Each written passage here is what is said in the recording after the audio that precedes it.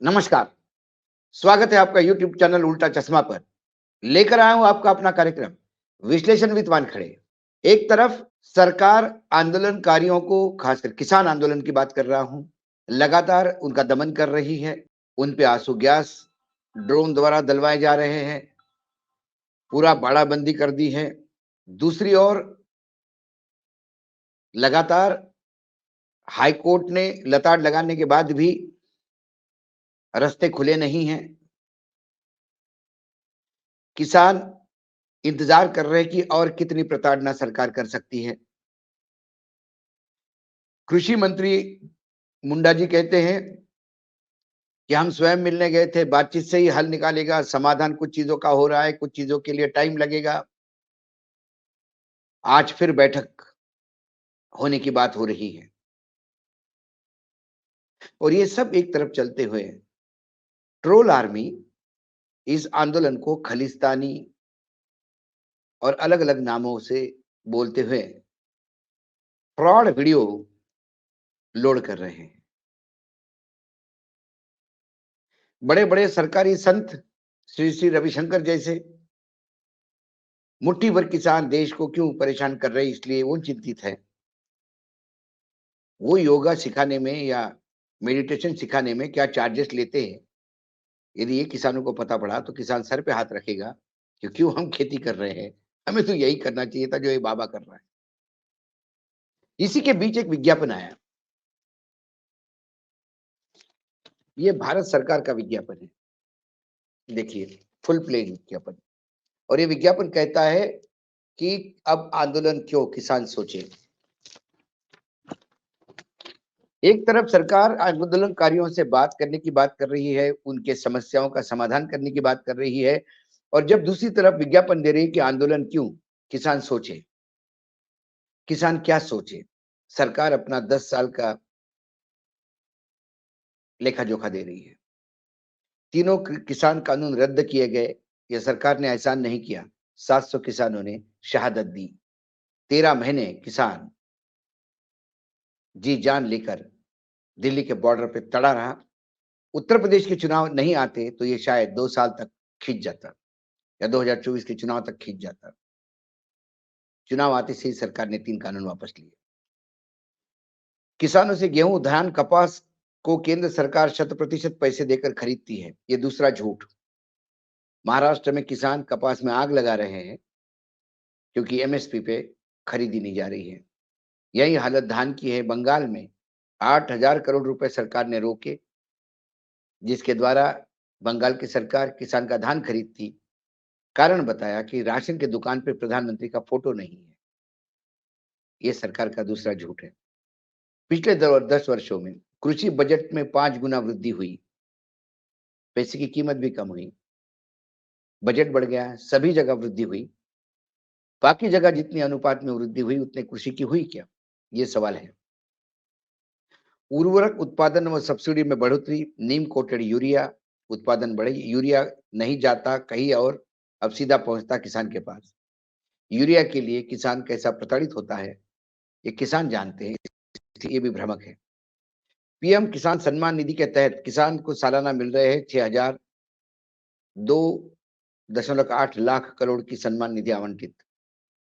ये 2.5 एकड़ से नीचे की जमीन जिसको है उसको, उसके लिए है। लेकिन ये सम्मान निधि नहीं, ये भीख है। 500 रुपए महीने में तो परिवार चाय भी नहीं पी सकता। प्रधानमंत्री चाय बेचते थे, वो जानते हैं चाय की कीमत क्या है। प्रधानमंत्री किसान मानधन योजना को किसानों को वृद्धावस्था में मिल रही सामाजिक सुरक्षा। बाकी जगह वृद्धावस्था की सुरक्षाएं रेलवे में मिलने वाली सारी हटा के आप इधर दे रहे हैं। प्रधानमंत्री फसल बीमा योजना से फसल नुकसान का कवर का दायरा बढ़ा। 1.54 लाख करोड़ की बीमा राशि, टेक्नोलॉजी के उपयोग से त्वरित पास होने लगे बीमे, ये भी ढकोसला है। महाराष्ट्र में बीमे के सेटलमेंट के लिए लगातार राज्य सरकार बिना कंपनियों की लिख रही है, और जब बीमा सेटलमेंट नहीं होता और कहीं होता भी है तो 1.5 रुपए के भी चेक आए हैं। ये भी वस्तु स्थिति है। देर में देश भर में 1389 मंडियां ई नाम पर रजिस्टर, जिससे करोड़ों किसान अपनी फसल मन पसंद मंडी में ऑनलाइन बेचने लगे हैं। भाई साहब, इलेक्ट्रिसिटी हो और नेट अवेलेबिलिटी हो, नेट का स्पीड ठीक हो तो धंधा करें, या शहरों में नेट का स्पीड नहीं आ रहा है तो गांव में क्या आता होगा। 22 फसलों के एमएसपी में ऐतिहासिक वृद्धि। आजादी के पहली बार लागत मूल्यों पर कम से कम 50% रिटर्न की गारंटी सुनिश्चित करते हुए 22 फसलों की एमएसपी बढ़ाई। सारा मसला एमएसपी पे है, इस पे विस्तार से बात करूंगा। और नमो ड्रोन दीदी योजना से ड्रोन की खरीदारी पर 80% राहत। ये जो ड्रोन है, इसका उपयोग वाकई खेती के लिए किया जाता है कि किसानों को दमन के लिए, ये समझने के परे है। महिलाओं को स्थानीय कृषि आपूर्ति श्रृंखला में साझेदारी, और भारत पुत्र को भारत रत्न। अन्नदाता का सम्मान करते हुए किसान पुत्र चौधरी चरण सिंह और हरित क्रांति के प्रेरक डॉक्टर स्वामीनाथन को भारत रत्न। देखिए, जिन स्वामीनाथन को भारत रत्न दिया जा गया, उन स्वामीनाथन की रिपोर्ट ही सुना ऐसी चर्चा है कि कृषि मंत्रालय ने अपने वेबसाइट से हटा दी। दूसरी ओर हरित किसान पुत्र जिसको आप कहते हैं, चौधरी चरण सिंह को आपने भारत रत्न इसलिए दिया क्योंकि आपको उसके पोते का साथ चाहिए था 2024 के चुनाव के लिए, जयंत चौधरी को, जो आप साथ ले आए। इंडिया गठबंधन छोड़ के वो आपके साथ गए क्योंकि उन्होंने कहा कि भाई भारत रत्न देने के बाद तो मेरे पास कोई शब्द नहीं है। 22 फसलों की एमएसपी, सारा मसला एमएसपी पे फंसा हुआ है। जब आप एमएसपी दे रहे हैं तो फिर एमएसपी की गारंटी देने में क्या प्रॉब्लम है। जब सारी चीजों की गारंटी आप देते हैं तो गारंटी देने में आपको क्या प्रॉब्लम है। सबसे बड़ी प्रॉब्लम यही है कि आप गारंटी नहीं देते। एमएसपी है, लेकिन क्या एमएसपी पे किसान बेच पाएगा? अक्सर नहीं।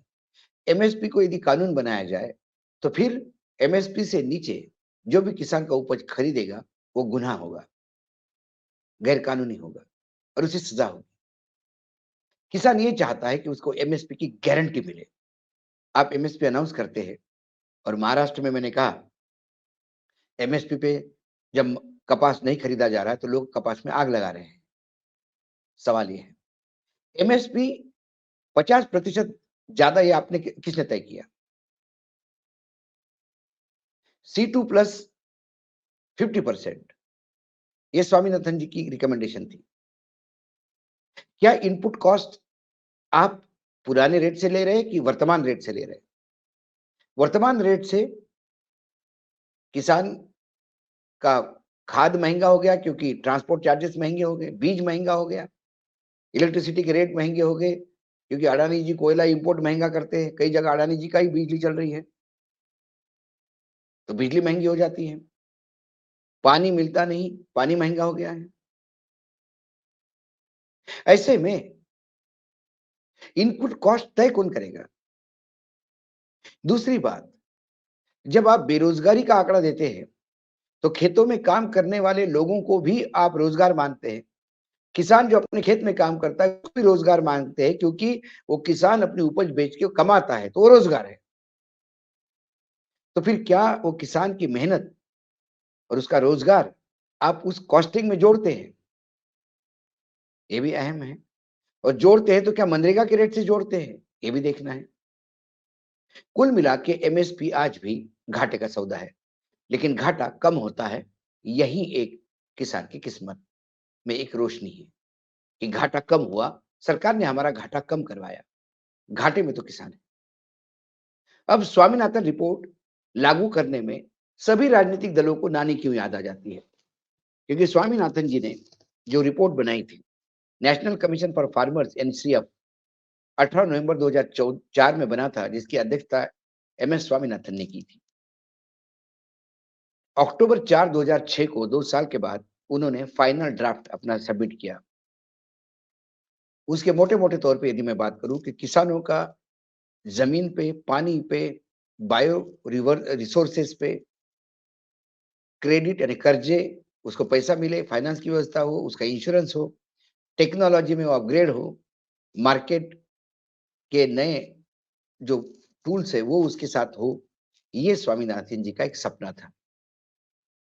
उन्होंने कहा कि सीलिंग में जो लैंड सरकार के पास आई है, जो वेस्ट लैंड है, उसका डिस्ट्रीब्यूशन करके जो अनइवन लैंड होल्डिंग है, उसको ठीक किया जा सकता है। उन्होंने दूसरी बात कही थी कि प्रोटेक्शन टू द लैंड, जो खेती योग्य जमीन है उसको कारपोरेट सेक्टर या नॉन एग्रीकल्चर यूज के लिए उपयोग में न लाया जाए, उसको रोका जाए, ताकि एग्रीकल्चर के तहत जमीन बनी रहे, खेती की जमीन बनी रहे। उन्होंने कहा कि एक national land use advisory services establish करिए।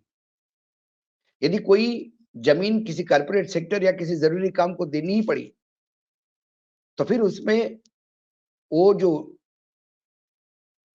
डिपार्टमेंट है, national land use advisory services, वो वहां के इकोलॉजी को देखेगा, मेट्रोलॉजी को देखेगा, वहां के मार्केट और फूड को देखेगा, लोकेशन देखेगा, सीजन स्पेसिफिक वहां क्या खेती होती है ये देखेगा, और ये सारा अवलोकन करके वो परमिशन देगा।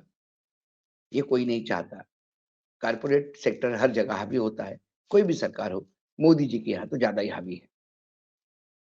उन्होंने कहा कि 192 मिलियन हेक्टर 2006 के आंकड़ों के हिसाब से वो बता रहे हैं, 192 मिलियन हेक्टर खेती जमीन, खेती जिसपे बुआई होती है, उसमें से 60% ये रेनफेड है, यानी मानसून पे बरसात के पानी के ऊपर डिपेंड है, इरिगेशन नहीं है, सिंचन की व्यवस्था नहीं है। और वो 60% देश का 45% अनाज उगाते हैं। बाकी 40%, 65% अनाज उगाते या 55% अनाज उगाते हैं, क्योंकि उनके पास पानी की सुविधा है। उन्होंने क्या कि प्रोडक्शन बढ़ाना होगा पर हेक्टर। जब स्वामीनाथन जी की रिपोर्ट आई, तो वियतनाम जैसा देश भी पर हेक्टर में कई अनाज में हमसे ऊपर था। क्रेडिट और इंश्योरेंस, इंश्योरेंस भी होना चाहिए, इंश्योरेंस कार्ड भी होने चाहिए, उसको बैंक से लोन भी मिलना चाहिए और कम ब्याज पे मिलना चाहिए, रिकमेंडेशन थे। ये पूरी रिपोर्ट ज्यादातर इस बात पे बेस्ड थी कि बढ़ती हुई किसानों की आत्महत्या को रोकना है।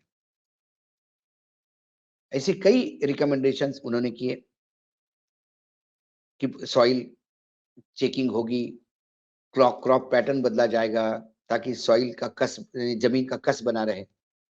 ये तमाम रिकमेंडेशंस थे उनके। कौन लागू करेगा इनको? स्वामीनाथन के रिकमेंडेशंस लागू करो, ये डिमांड है किसानों की।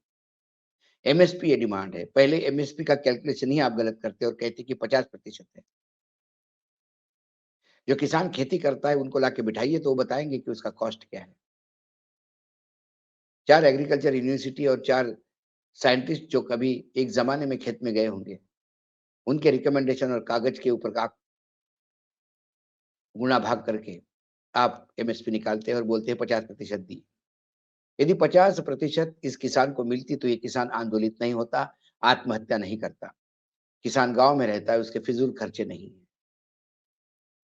किसान यदि 50% मिलता तो इस देश की आबादी 60% किसान है। 60% आबादी यदि खेती में लगी हुई है और यदि उन्हें 50% अपने फसल से ज्यादा प्रॉफिट मिलता होता, तो फिर वो रात को भूखे नहीं सोते और प्रधानमंत्री जी को 81 करोड़ लोगों को 5 किलो अनाज नहीं दिया जाता। इतनी विसंगतियां हैं सरकार के दावों में। सरकार लगातार दिशा भूल कर रही है। सरकार लगातार किसानों को गुमराह कर रही है, जनता को गुमराह कर रही है। इसलिए किसान आंदोलित है। किसान क्यों आंदोलित है और किसान को बदनाम करने का जो ये षड्यंत्र चल रहा है, ये बड़े-बड़े लोग जो किसान को बदनाम करने के लिए आगे आते हैं, कुल मिलाकर वो देश का नुकसान कर रहे हैं।